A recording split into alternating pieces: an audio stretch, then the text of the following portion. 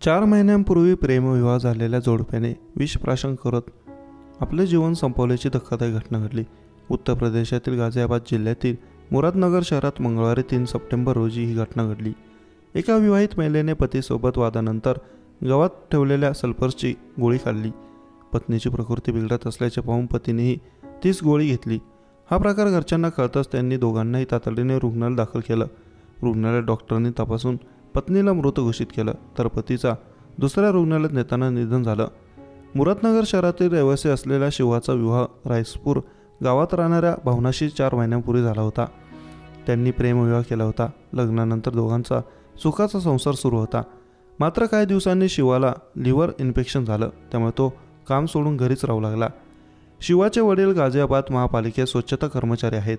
नेहमीप्रमाणे मंगळवारी ते त्यांच्या कामानिमित्त महापालिकेत आले होते.